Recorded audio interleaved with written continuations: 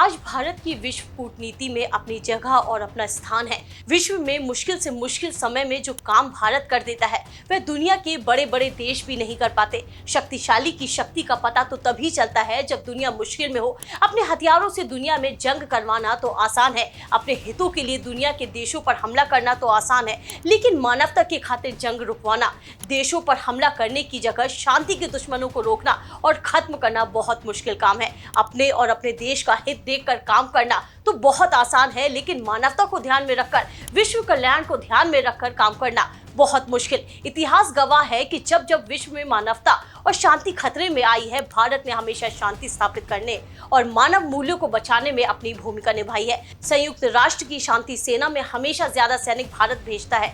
यह सैनिक अफ्रीकी देशों, मिडिल ईस्ट समेत कई देशों में तैनात है। भारत की विदेश नीति हमेशा से गुट निरपेक्ष की रही है, इसलिए दुनिया के हर देश और हर गुट में भारत की विश्वसनीयता को एक अलग नजरिए से देखा जाता है। चाहे अमेरिका के नेतृत्व वाला नाटो हो और रूस की मित्रता वाले देश ज्यादातर शांति के मसले पर भारत पर ही भरोसा करते हैं। आज दुनिया की दो जगहों पर बड़ी जंग चल रही है, एक गाजा में और दूसरा यूक्रेन में। जहां भारत ने इजराइल पर हमले की निंदा पहले दिन ही की थी, वहीं गाजा में मानवीय संकट होने पर भारत हजारों टन की मदद भेज चुका है। जब ऑपरेशन गंगा के तहत छात्रों को निकालने के लिए पीएम मोदी ने यूक्रेन में जंग रुकवाई थी, तब सिर्फ भारत के ही नहीं कई देशों के छात्रों को बचाया गया था। यह भारत की विश्वसनीयता ही है कि पीएम मोदी को रूस के राष्ट्रपति व्लादिमीर पुतिन और यूक्रेन के राष्ट्रपति जेलेंस्की दोनों गले लगाते हैं। अब व्लादिमीर पुतिन ने भारतीय पीएम नरेंद्र मोदी की तरफ से मौजूदा यूक्रेन विवाद को सुलझाने में मध्यस्थता करने की कोशिश को हरी झंडी दिखाई है। साथ ही भारत, चीन और ब्राजील उन तीन देशों में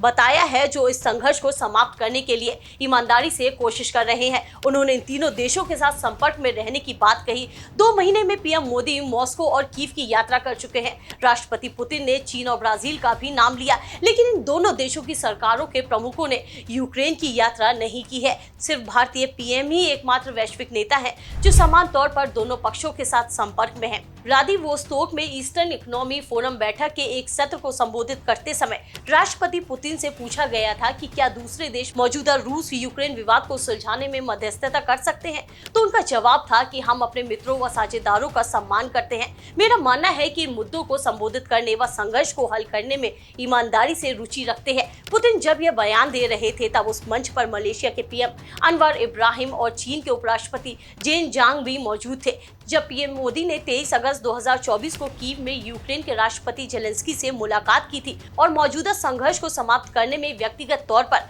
मदद करने की पेशकश की थी, इसके बाद जेलेंस्की ने यूक्रेन शांति की अगली बैठक भारत में कराने की बात कही थी। सिर्फ पीएम मोदी ही ऐसे नेता हैं जिन्होंने पुतिन के सामने कहा था कि यह जमाना युद्ध का नहीं है। जानकार मानते हैं कि सिर्फ भारत के माध्यम से ही यह जंग रोकी जा सकती है, क्योंकि यूक्रेन और रूस दोनों को किसी देश पर भरोसा है तो वह भारत है।